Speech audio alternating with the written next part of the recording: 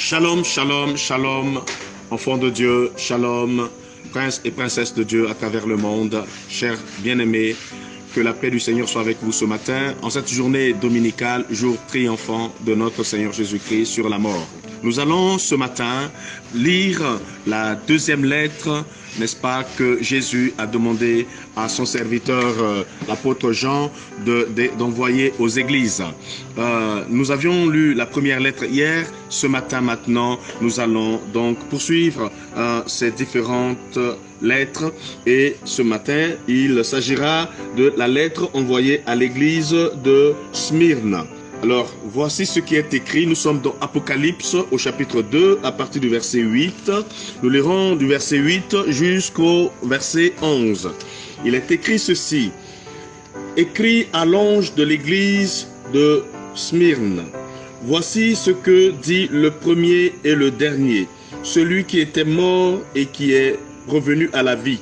Je connais ta tribulation et ta pauvreté, bien que tu sois riche, et les calomnies de la part de ceux qui se disent juifs et ne le sont pas, mais qui sont une synagogue de Satan. Ne crains pas ce que tu vas souffrir. Voici, le diable jettera quelques-uns de vous en prison afin que vous soyez éprouvés, et vous aurez une tribulation de 10 jours. Sois fidèle jusqu'à la mort, et je te donnerai la couronne de vie. Que celui qui a des oreilles entende ce que l'Esprit dit aux églises. Celui qui vaincra n'aura pas à souffrir la seconde mort. Chers enfants de Dieu, je disais que ces lettres parlent de différentes choses que le Seigneur constate dans son Église et reproche soit à son Église ou veut encourager son Église.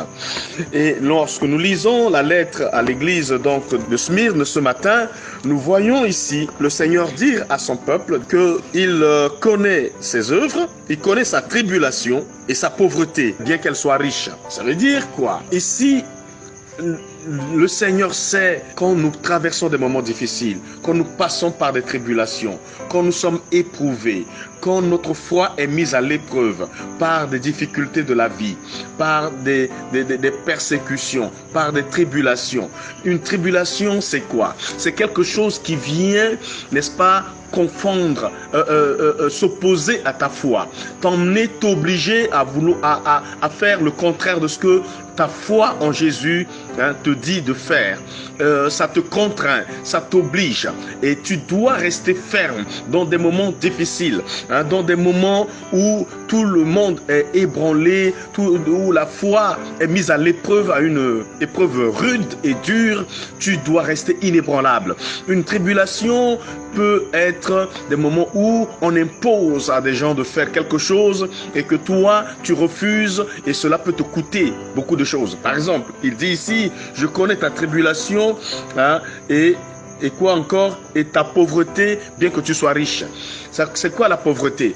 On est pauvre parce que peut-être qu'on n'est pas à mesure de prendre des décisions. On n'est pas à mesure de résister à certaines choses que nous voyons. On n'est pas à mesure d'aller à l'encontre de certaines injustices que nous voyons dans le monde, etc. Mais tu subis, bien que tu sois riche. Ça veut dire que tu as Dieu en toi. Dieu, c'est notre richesse. Jésus-Christ est notre trésor. Christ en nous, c'est l'espérance de la gloire. N'est-ce pas? Il dit, tu es pauvre bien que tu sois riche. Tu as la richesse de Dieu en toi, tu as le trésor de Dieu en toi, mais tu es pauvre parce que sur le plan peut-être politique, sur le plan de grandes décisions, tu n'as pas la possibilité de pouvoir, n'est-ce pas, changer les choses. Tu n'as pas la possibilité de pouvoir renverser certaines choses injustes que tu vois dans le monde, et cela, n'est-ce pas, te rend triste. Mais Jésus voit tout cela et il dit que lorsque tu fais quelque chose qui est en conformité avec ta foi, ça pose des problèmes. Certains qui se disent juifs et qui ne le sont pas, mais qui sont de la synagogue de Satan, ça veut dire quoi? Il y a des gens qui vont pactiser avec le diable. Ils disent qu'ils sont enfants de Dieu alors qu'ils ne le sont pas. Ils disent qu'ils font partie de l'Église alors qu'ils ne le sont pas. Mais eux, ils vont cautionner certaines choses. Ils vont vouloir accepter certaines choses qui se font. Ils vont dire, c'est normal, on doit le faire. Et je crois qu'avec ces moments que nous traversons, je crois les tout premiers parfois à s'associer aux dirigeants du monde, aux gouvernants du monde, pour accepter les choses comme l'homosexualité, les mariages homosexuels, etc. De ces pratiques dans le monde. Et vous allez voir que c'est parfois des gens qui se disent pasteurs, prêtres, etc., qui soutiennent ces choses-là et qui vont être les premiers, n'est-ce pas, à bénir ce type d'union qui vont à l'encontre de la volonté de Dieu. Et toi qui restes fidèle, toi qui restes attaché à la vérité, lorsque tu combats ces choses, n'est-ce pas, et ceux-là, ils vont te critiquer. Alors, ils se disent juifs alors qu'ils ne le sont pas. C'est-à-dire, ils se disent peuple de Dieu alors qu'ils ne le sont pas. Ils sont de la synagogue de Satan. Aujourd'hui, le diable s'est déguisé en ange de lumière. Il y a beaucoup de gens qui se disent serviteurs de Dieu alors qu'ils ne le sont pas. Beaucoup qui se disent enfants de Dieu alors qu'ils ne le sont pas. Beaucoup qui se disent église de Dieu alors qu'ils ne le sont pas. Ce sont des églises qui sont des synagogues de Satan. Ils ont des pratiques qui vont à l'encontre de la parole de Dieu, où on vend des objets. Par exemple, hier, il y a eu un phénomène ici dans la ville de Bangui. Je parle depuis la Centrafrique, je suis votre serviteur, l'apôtre Théodore Kapou. Alors, hier, il y a eu soi-disant une révélation qu'il y a quelqu'un qui est mort, qui est ressuscité et qui demandait aux gens que face à ce fléau de coronavirus, Covid-19, il faut ouvrir votre Bible, vous allez trouver des cheveux à l'intérieur et vous mettez dans l'eau que vous buvez, et ça commençait à parler partout dans le quartier. Je recevais des coups de fil de partout. Vous voyez comment le diable est en train de se lever pour, n'est-ce pas, dire des mensonges, pousser le peuple de Dieu à faire des choses. Il va avoir des révélations, des fausses révélations qui vont sortir pendant ces moments-là pour pousser le peuple de Dieu à aller à l'encontre de la volonté de Dieu et à faire des choses, des pratiques qui ne seront pas conformes à notre foi, c'est-à-dire à l'analogie de notre foi, c'est-à-dire la parole de Dieu qui est le fondement de notre foi en Jésus-Christ. Donc ce matin, je voudrais vraiment attirer ton attention. Jésus a dit que tu auras la critique de la part de ceux qui se disent juifs et qui ne le sont pas, mais qui sont de la synagogue de Satan. Mais qu'est-ce que tu dois faire? Il dit, toi tu ne dois pas craindre. Tu ne dois pas craindre ce que tu vas souffrir. Aujourd'hui, le problème des enfants de Dieu, c'est la crainte. Mais si je ne me soumets pas à ceci, qu'est-ce qui va se passer? Mais il dit que ne crains pas de ce que tu vas souffrir. Et il dit que Satan jettera quelques-uns d'entre vous en prison. Ça veut dire qu'il y aura des moments où des choses vont être faites, des grandes décisions seront prises qui vont aller à la rencontre de la volonté de Dieu, qui vont aller contre, je veux dire, la volonté de Dieu. Et nous serons obligés de rester fermes à notre foi, résister à ces choses. Et vous verrez que on va commencer à prendre les enfants de Dieu, les jeter en prison. Pourquoi tu ne veux pas te soumettre à ceci? Pourquoi tu enseignes aux gens de se rebeller contre les décisions qui ont été prises, etc., etc. Et on jettera les enfants de Dieu en prison. Mais est-ce que tu dois craindre cela? Non. Il dit ne crains pas de ce que tu vas souffrir. Il a souffert, le Seigneur. Notre Maître a souffert pour nous sauver. Et si nous voulons garder notre foi, nous devons accepter de souffrir. Le diable jettera quelques-uns de vous en prison afin que vous soyez éprouvés. Notre foi doit être éprouvée. Le ciel, nous allons rentrer au ciel. Mais écoutez, maintenant les événements vont commencer à se succéder dans le monde pour éprouver notre foi. Seuls ceux qui vont demeurer fermes, qui vont demeurer fidèles, qui vont vivre sans crainte. Vous voyez toujours que le mot ne craint rien, soit sans crainte, revient toujours dans la bouche de Jésus quand il s'adresse à son peuple.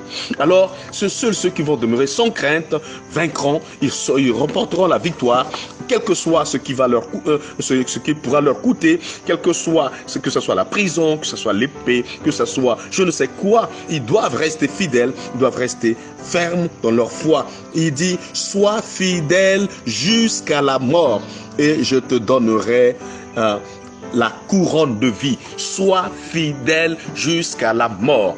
Ne crains rien.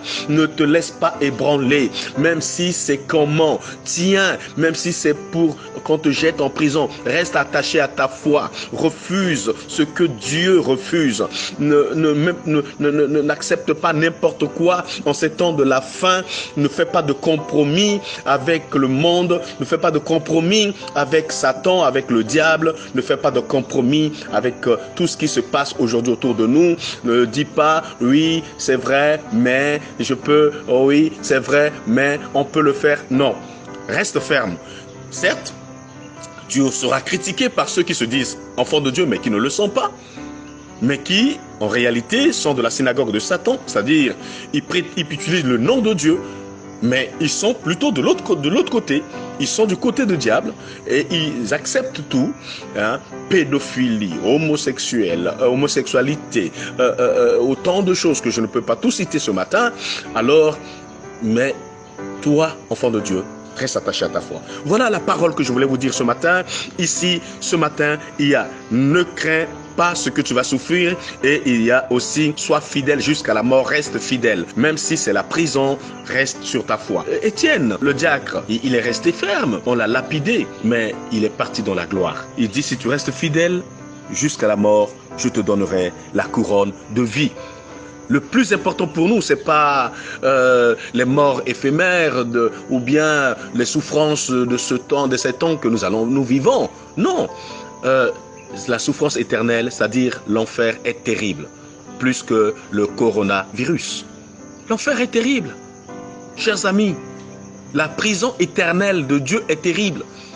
Tu peux accepter d'aller en prison de ce monde, de toutes les façons, que ce soit 5, 10 ans, 15 ans, ben ça finira un jour. Même ceux-là qui ont été condamnés à perpétuité, à un moment donné, ont bénéficié d'une grâce présidentielle. Mais la prison de Dieu est une prison éternelle. Donc, il faut choisir.